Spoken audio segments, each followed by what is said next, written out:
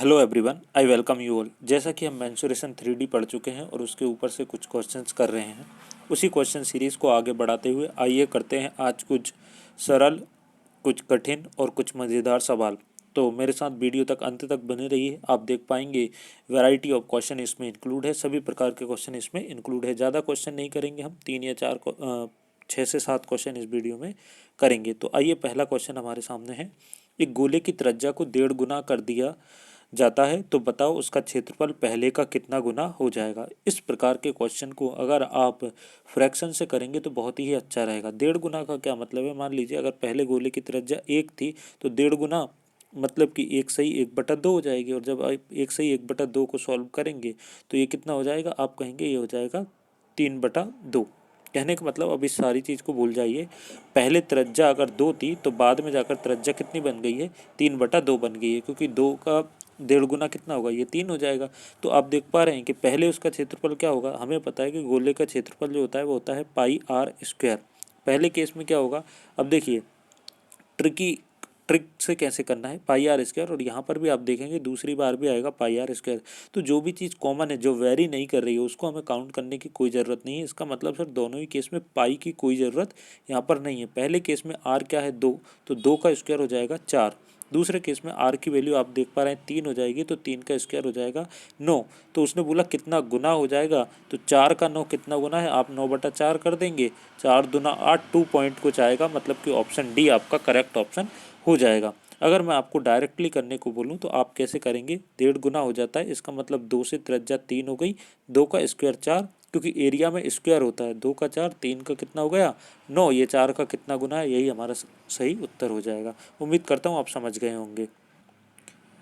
अगला क्वेश्चन हमारे सामने, दो घनों के आयतनों का अनुपात 27:1 है, तो इनकी भुजाओं का अनुपात क्या होगा?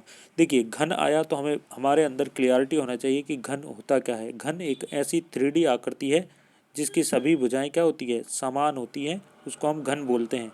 इसका मतलब क्या होगा? इसका मतलब ये है सर कि घन के आयतन की अगर बात करूं तो आधार का क्षेत्रफल a² गुणे में ऊंचाई भी a, तो घन का जो क्षेत्रफल होगा वो a³ हो जाएगा।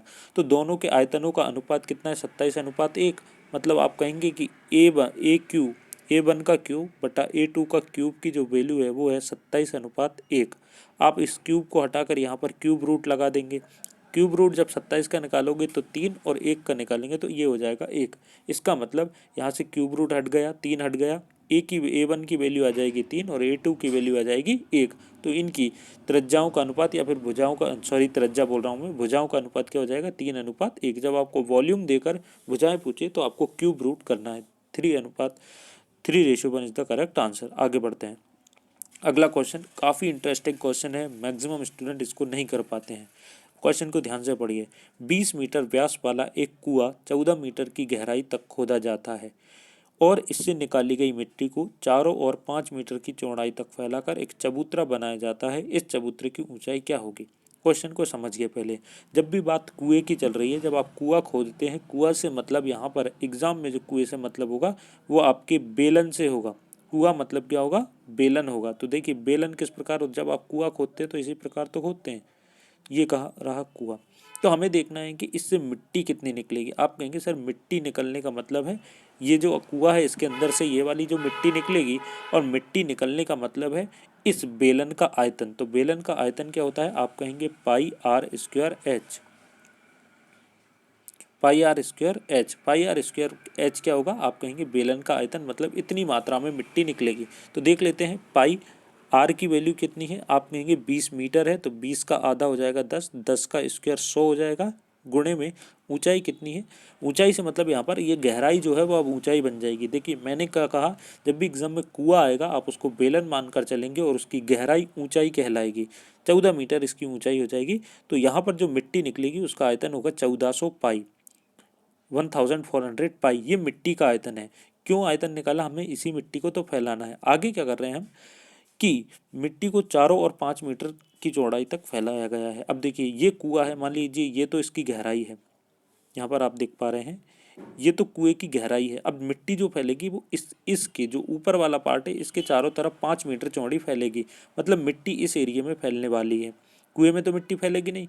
तो हम क्या देख पा रहे हैं कि मिट्टी हम किस में फैलाएंगे। आप कहेंगे सर बड़े वाले गोले का क्षेत्रफल में से छोटे वाले गोले, ये वाले गोले का क्षेत्रफल माइनस कर दीजिए तो बीच वाली जगह आ जाएगी, उसी में तो मिट्टी फैलेगी। तो हम देख पा रहे हैं कि अगर मैं बात करूं, मेरे पास पहले जो कुआं था वो ये कुआं है, ये मेरे पास कुआं है और कुएं के चारों तरफ मैंने 5 मीटर तक और मिट्टी फैला दी।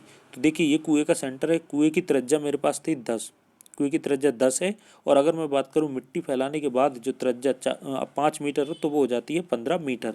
इसका मतलब इस बची हुई जगह का मैं क्षेत्रफल निकाल लेता हूं पहले। तो क्षेत्रफल क्या होगा, आप कहेंगे पाई आर स्क्वायर, पाई आर मतलब R1 का स्क्वायर 15 का स्क्वायर माइनस R2 का स्क्वायर 10 का स्क्वायर। यही तो करेंगे हम, बड़े वाले में से छोटे वाले को घटाएंगे। 15 का स्क्वायर 225 और 10 का स्क्वायर 100 हो जाएगा। तो 225 में से मतलब ये पूरा बन जाएगा 125 पाई।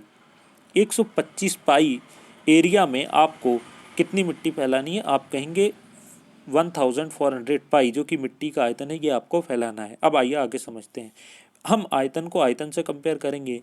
इस एरिया में हमें मिट्टी को फैलाना है और ऊंचाई हमें निकालनी है। इसका मतलब क्या है कि इस एरिया में इस मिट्टी को जब फैलाओगे तो कितनी ऊंचाई तक जाएगी। तो आप कहेंगे सर ये जो है कुएं के चारों तरफ के आधार का क्षेत्रफल आ गया। आधार के क्षेत्रफल में ऊंचाई का गुणा करूंगा, इसका मतलब आधार के क्षेत्रफल में जो कि हमारा आया 125 पाई, इसमें ऊंचाई मतलब कि चबूतरे की ऊंचाई का गुणा करूंगा तभी तो 1400 पाई बनेगा।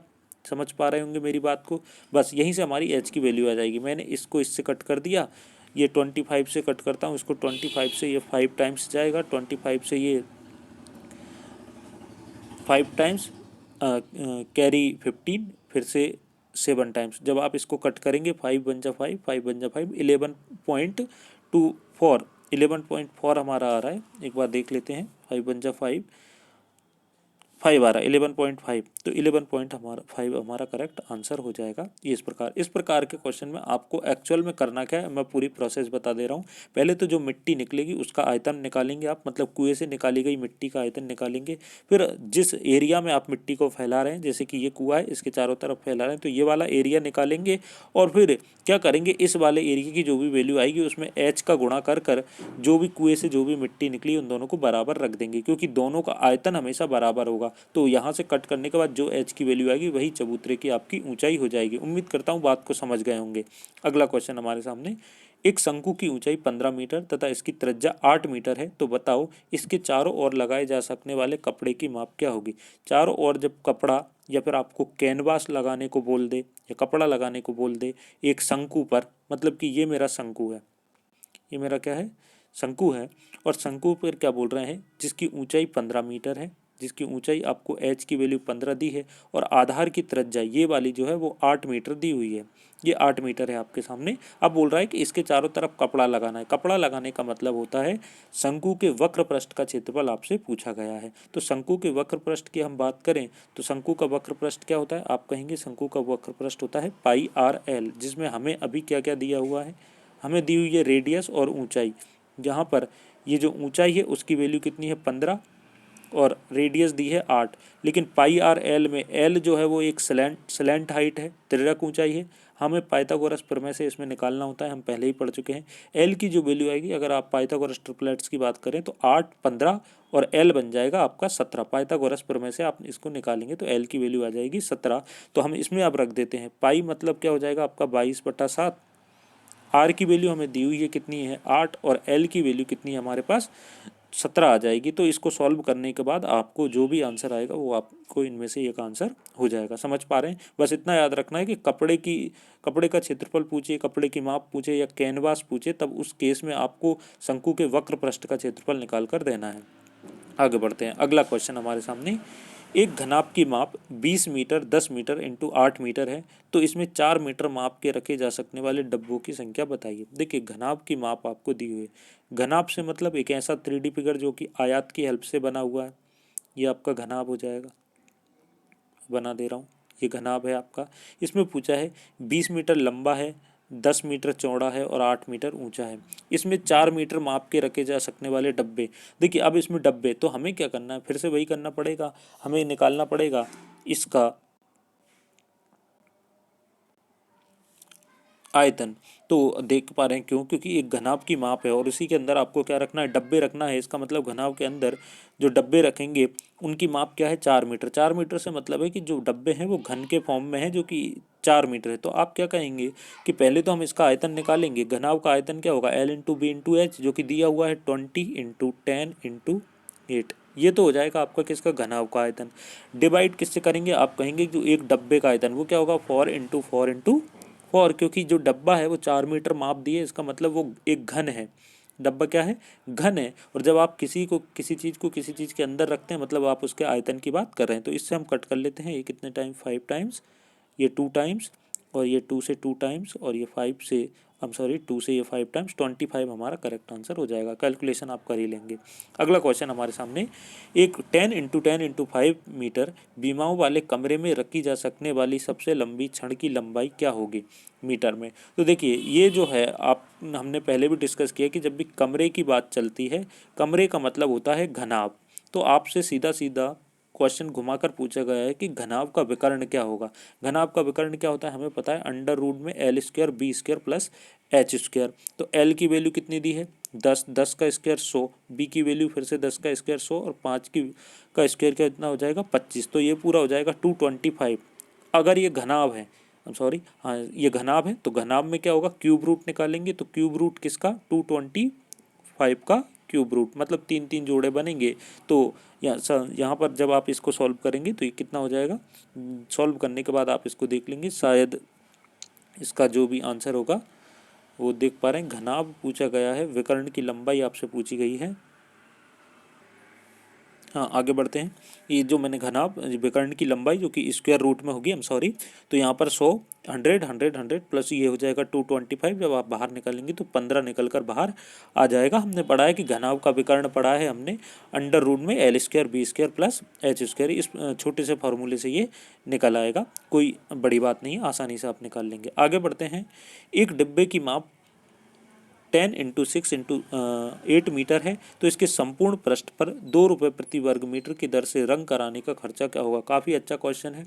देखिए पहले तो हमें इसके संपूर्ण पृष्ठ का क्षेत्रफल पता होना चाहिए। एक डब्बे की माप, अगर माप अलग अलग दी है इसका मतलब डब्बा जो है वो घन के आकार का है, घन की बात चल रही है। आप उतने ही अच्छे से क्वेश्चन को सॉल्व कर पाएंगे अगर आप दी गई आकृति को समझ जाएंगे। लंबाई 10 मान लेते हैं हम, चौड़ाई 8 हो जाएगी इसकी, और ऊंचाई जो होगी वो 6 हो जाएगी। अब आप इसको, अगर आपको बोला है कि इसके संपूर्ण पृष्ठ, तो आपको संपूर्ण पृष्ठ का क्षेत्रफल निकालना पड़ेगा। संपूर्ण पृष्ठ का क्षेत्रफल क्या है हमें पता है, संपूर्ण पृष्ठ का क्षेत्रफल मतलब सारे पृष्ठ दो दो बार जुड़ेंगे इसमें, क्योंकि दो समान पृष्ठ होते हैं। तो हम अगर फॉर्मूले की बात करें तो सीधा सीधा फॉर्मूला देख लेते हैं, 2×LB, मतलब LB का मतलब क्या है, नीचे वाला पृष्ठ आ गया इसमें और ऊपर वाला पृष्ठ आ गया, क्योंकि LB नीचे वाला पृष्ठ है और ऊपर वाला भी सेम है इसलिए 2 का गुणा किया। उसके बाद हम बढ़े, 2×LB हो गया, अगला होगा BH। B से मतलब यहाँ पर ब्रेथ आ गई है और ये वाली हाइट आ गई है। इसका मतलब अगला जो पृष्ठ है वो ये वाला पृष्ठ जुड़ जाएगा, और इसी के सेम ये वाला पृष्ठ है। तो 2 तो बाहर है ही, तो 2BH हो जाएगा, और लास्ट में जो है वो HL हो जाएगा। H से मतलब यहाँ पर हाइट से हो जाता है, और L से मतलब ये वाली लंबाई, ये वाली हो जाती है, तो HL हो जाता है। ये बात आप समझ रहे होंगे। तो इसीलिए इसका फॉर्मूला होता है 2LB, BH और HL। तो 2 हम बाहर ही रखेंगे, LB की वैल्यू क्या होगी, आपको इतना लंबा नहीं जाना है एग्जाम में, आप तो सीधा यहीं से करेंगे, 10 8 80 हो जाएगा। प्लस BH की बात करूँ तो 8 का 6 में गुणा करेंगे, 48 हो जाएगा। और HL की बात करें तो 6 का फिर 10 में करेंगे, 60 हो जाएगा। सबको जोड़कर 2 का गुणा करेंगे तो हमारे पास संपूर्ण पृष्ठ का क्षेत्रफल आ जाएगा। जो भी संपूर्ण पृष्ठ का हमारे पास क्षेत्रफल आएगा उसमें हम 2 का गुणा कर देंगे, क्योंकि हमें कॉस्ट निकालनी है। जो भी हमारा 2 का गुणा करने के बाद आंसर होगा वो करेक्ट आंसर हो जाएगा। आगे बढ़ते हैं। एक घनाकार कमरे की माप 20 मीटर है, 20 मीटर दिया है, इसका मतलब एक ही साइड दी है इसीलिए बोला है घन। तो घन क्या होगा, जिसकी सभी साइड्स क्या हो, इक्वल हो। 20 मीटर है, इसमें रखे जा सकने वाले बांस की अधिकतम लंबाई बताइए। तो फिर से हमें वही करना है, इसमें भी हमें विकर्ण की लंबाई बताना है। विकर्ण की लंबाई इसमें क्या हो जाती है, इसमें हो जाता है जैसे उसमें L²B² होता था, तो उसमें अगर हम वही, इसमें अगर हम वही चीज़ करेंगे L² B² वाली, एक सेकेंड, अगर आप इसमें भी वही करेंगे तो ये क्या हो जाएगा, आप कहेंगे अंडर रूट में एल स्क्वायर बी स्क्वायर और एच स्क्वायर इसमें सेम ही है, तो ए स्क्वायर प्लस ए स्क्वायर प्लस ए स्क्वायर हो जाएगा। मैं समझाने की कोशिश कर रहा हूँ। तो जब आप करेंगे ये 3a स्क्वायर हो जाएगा, जिसमें a बाहर निकल आएगा और ये बच जाएगा a√3। तो हम पढ़ भी चुके हैं कि घन का जो विकर्ण होता है वो a√3 होता है। माप है 20, तो 20√3, या तो हमारा ये आंसर हो जाएगा, लेकिन यहाँ पर दिया नहीं है। तो कई बार आप क्या करें, ऐसा ना चले जाए कि 20√2 जबकि ये √3 है। तो हमें कम से कम √2 और √3 की वैल्यू तो पता होना ही चाहिए, ताकि कई बार एग्जाम में हम √2 और √3 को दिया नहीं जाता है, गुणा कर दिया। √2 की जो वैल्यू होती है 1.414 होती है, जबकि √3 की जो वैल्यू होती है आपके सामने वो होगी 1.732। तो जब आप 20 में 1.732 का गुणा करेंगे 1.732, तो आप देख पा रहे हैं 34.64 हमारा करेक्ट आंसर हो जाएगा। तो ये थे आज के कुछ क्वेश्चंस। उम्मीद करता हूँ आपको एफर्ट पसंद आया होगा और आसान वे में, अगर आपने 3D का ऑलरेडी लेक्चर देखा है तो ये क्वेश्चंस करने में आपको बड़ा मज़ा आ रहा होगा। ये क्वेश्चंस आपको कैसे लगे मुझे ज़रूर बताएं, और अगर आपने वीडियो को यहाँ तक देखा है तो प्लीज़ लाइक ज़रूर करें और मेरे एफर्ट को बताएं आप। अगर आपको ये पसंद आता है तो इस प्रकार काफ़ी सारे क्वेश्चन हम सॉल्व कर सकते हैं। ये दूसरा तरीका है, पहले हम बोर्ड पर करते थे। अगर आपको ये पसंद आता है तो ज़रूर बताइए। Thank you so much.